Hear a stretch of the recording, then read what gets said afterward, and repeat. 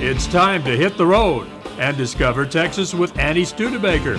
Get ready to travel deep into the heart of the Lone Star State, meeting friendly folks and exploring fascinating places. Experience a way of life like nowhere else in the world as we uncover the rich history and culture of Texas. Discover adventure, discover excitement, discover Texas with Annie Studebaker.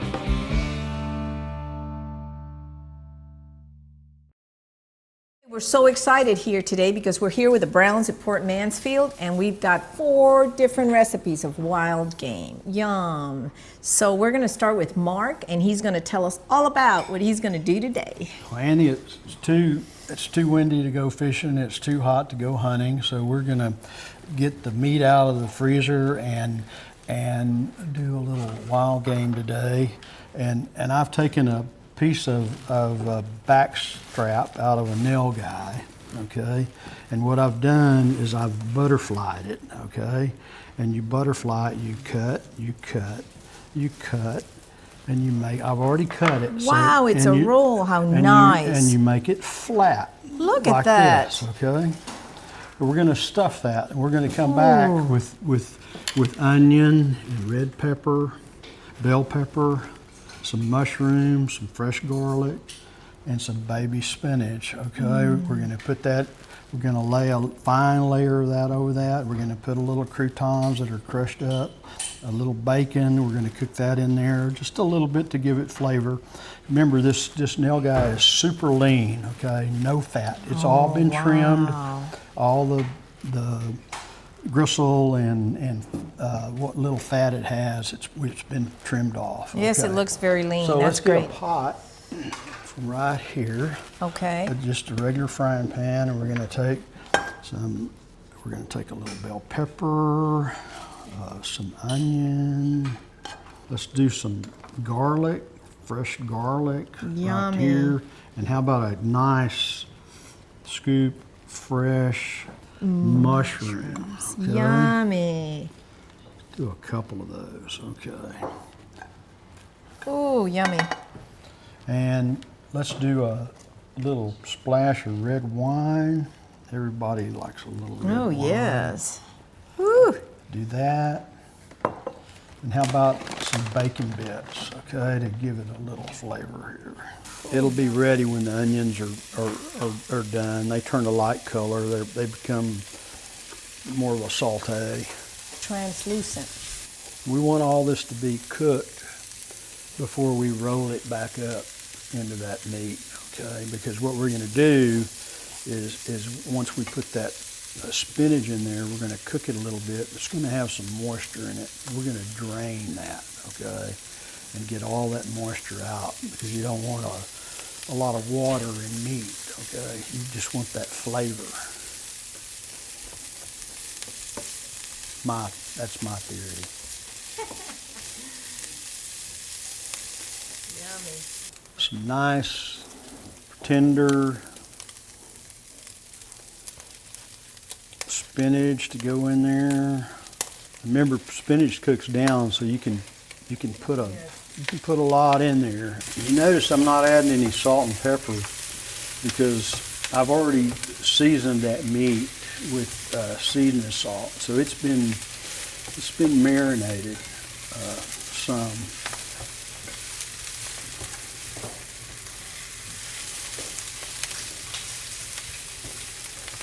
You can always add salt, but you can't take it away, right?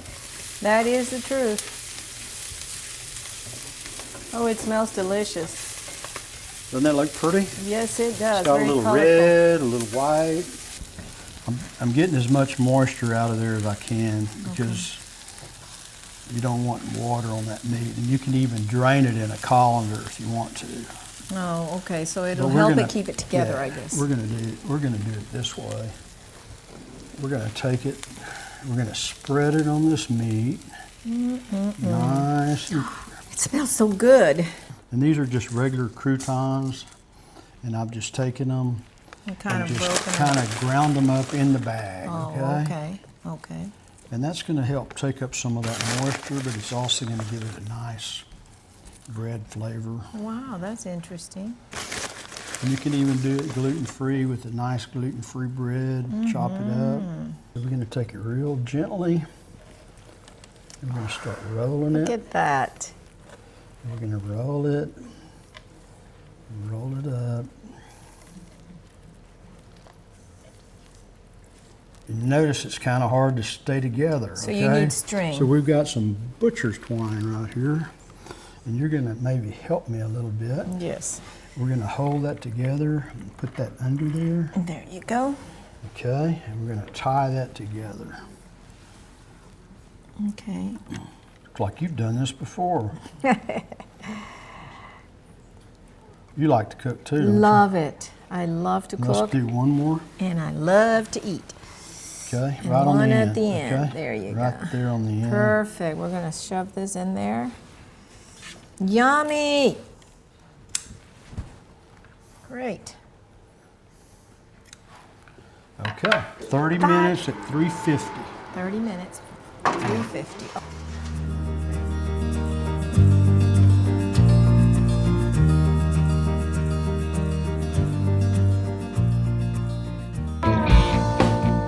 Hold on to your hat. We'll be right back.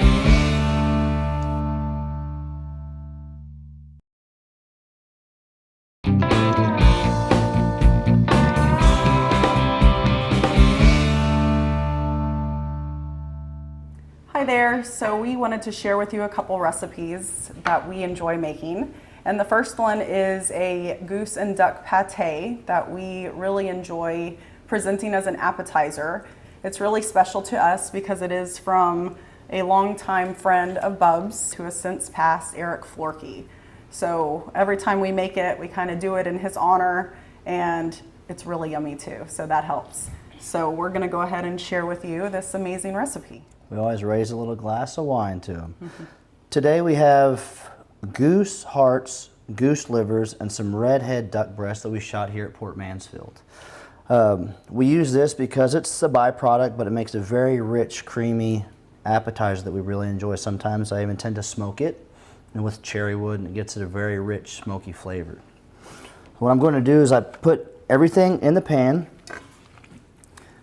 and add my butter, Stick of butter, chopped white onions,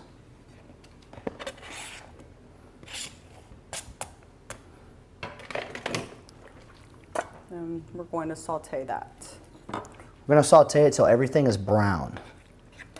We're going to be sauteing over a medium heat. We're going to continue to cook until all the butter is melted and all of the onions have been sauteed completely. We will not season any of this until later. As you can see, as the butter melts, we're getting a nice brown consistency with the meat. Those onions are getting nice and sauteed. So the great thing about this recipe is that it doesn't have a very pungent game taste. You get to add ingredients in such as chicken stock, sour cream, and Lowry's seasoned salt.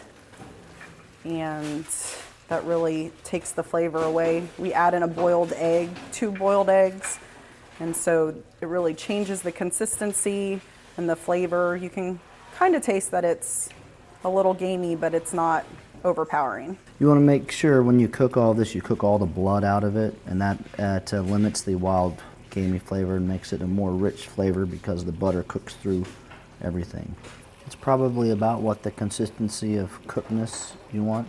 You want to make sure that when you clean your hearts and livers, you get any of the dark shot spots off of it, because that also gets rid of any wild flavor that might be. And also, of course, check for any bullets. You don't want to break a tooth. We poured it into here just to make it easier to pour so I don't make a mess, because I'm good at making a mess. But we're going to pour it into this blender.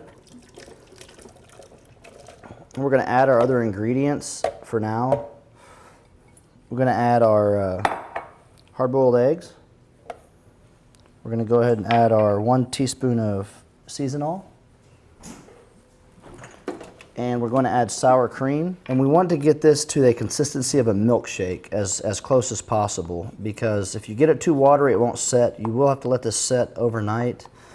And that's why it can be a kind of a challenge to make. So once we get everything mixed in here, we'll start adding chicken stock to get to the consistency that we want. It's still a little thick. We want to get it chopped up and get a little bit more liquid in there.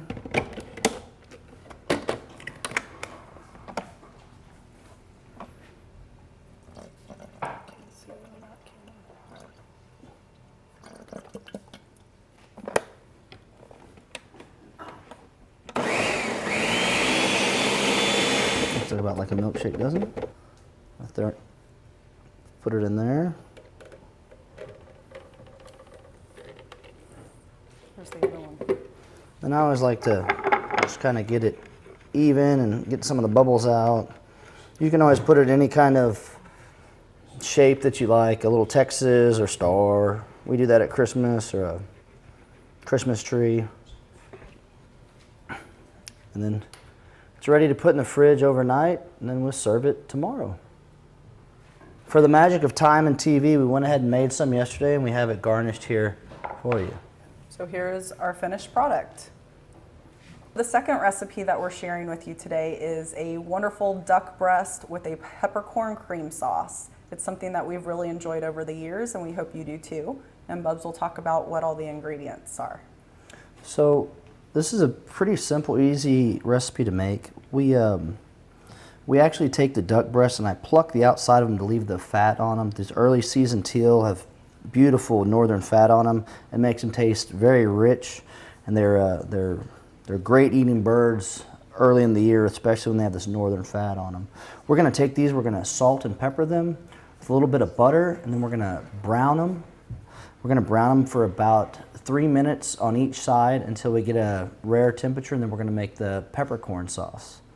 We'll show you how to do that right now. All right, so what I've done with these teal breasts is we've gone ahead and scored them. We've salt and peppered them, and now we're going to cook them on a medium heat with just butter. Once we're done, we're going to remove them from the butter, and we're going to make our cream sauce. We're going over a medium heat, get them started. We want to get them to a medium rare finish because they're going to continue to cook when we let them rest when we make our sauce. You're going to make sure when you cook all this, you're going to cook them fat side down for about 5 minutes. Cook them fat side up for about 3 minutes and back down, fat side down for about 3 minutes. That should get them about medium rare, and that'll get all the blood cooked out of them. These duck breasts, you can see the amount of fat they have, and they shrink down tremendously. Of course, pintails are good to use for this recipe, mottled ducks, widgeon, gadwall, wood ducks. And why is that? They tend to be not so gamey tasting. They stay out of the mud a little bit more. Duck flavor varies in taste according to what they eat, correct? And what time of the year we shoot them in also makes a difference. Early season birds have come down from the north. They've got a little bit more corn in their diet. They come down here and they tend to stay out on the bay a little bit more, salt water and mud. Now, if we have a wet year, they'll stay inland and stay on the grain fields, and they tend to taste good year round. Now what we're going to do is we're going to take off most of our butter and duck fat, and we want to take all of but about 3 tablespoons out, and then we're going to put our peppercorns in, and we're going to wait till they pop on a medium to high heat. The peppercorns are starting to pop a little bit.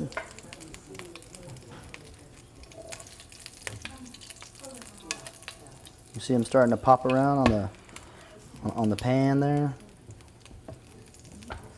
And now what we're going to do, now that they've popped, we're going to go ahead and lower the heat, and we're going to put in our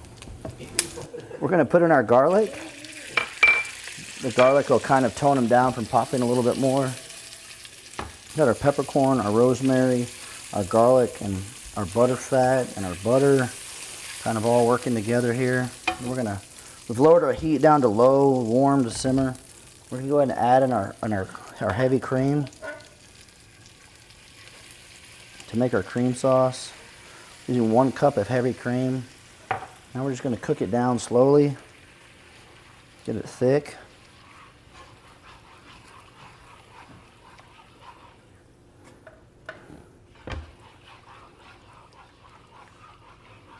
If you notice, our duck is, it's at a medium rare. And we're gonna go ahead and pour our cream sauce on it. It's rested for about 5 minutes. Just gonna slowly pour it on. There we go. I made a little bit of a mess, but that tends to happen whenever you're cooking.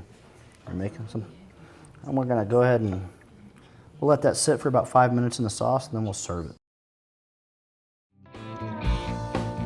Hold on to your hat. We'll be right back.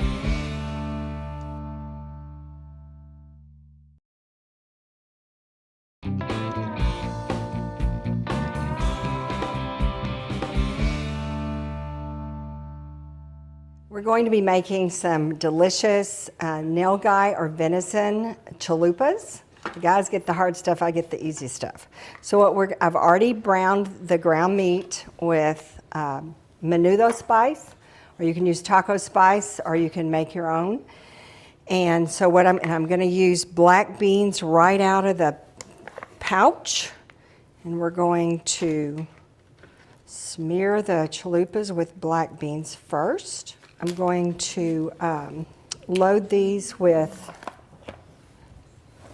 the meat, the beans, and the cheese. I'm going to run it under the broiler for just until the cheese melts, and that sort of heats everything up. The meat is still pretty hot.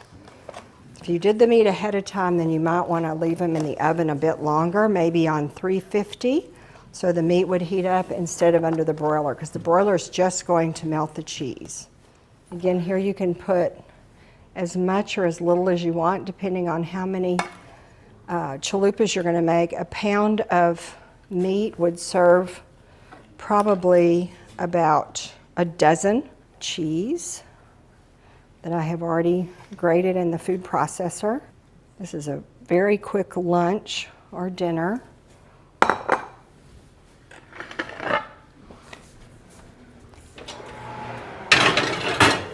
While the cheese is melting, I'm going to show you my new cool kitchen gadget. I think it's actually called something like a super salsa maker. Works really well. Cilantro, tomatoes. Tomatoes are from the farmer's market, and this one is actually from our garden. I'm going to quarter an onion to put in there, just like that in chunks. I'm going to put one serrano. I'm going to take the seeds out because it's pretty hot if you don't take the seeds out. A little grind of sea salt. You can put garlic if you want. It's 3 slow turns. 1, 2, 3, and then 3 fast turns. So this is going to be what we're going to have on top of the chalupas instead of separate tomatoes. Sometimes in the electric food processor, it grinds it up and it almost pulverizes the tomato sometimes, so you don't have the chunky salsa like you do if you hand chop.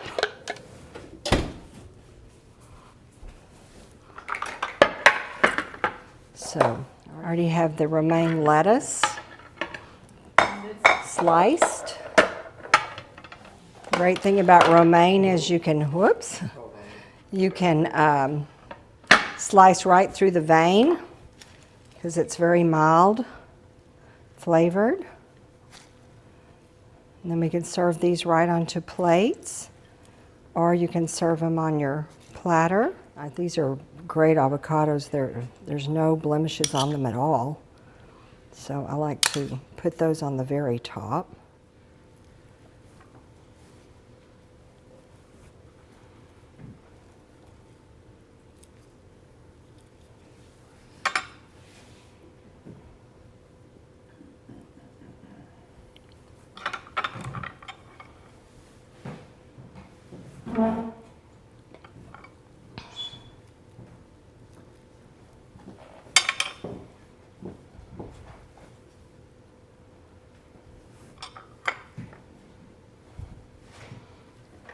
Voila.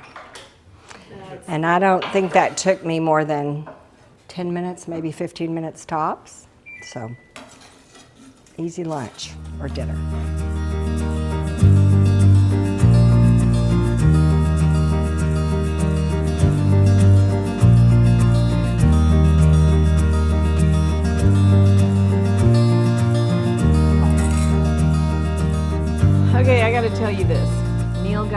It is delicious. The meat is tender, perfect timing for cooking. It's not dry.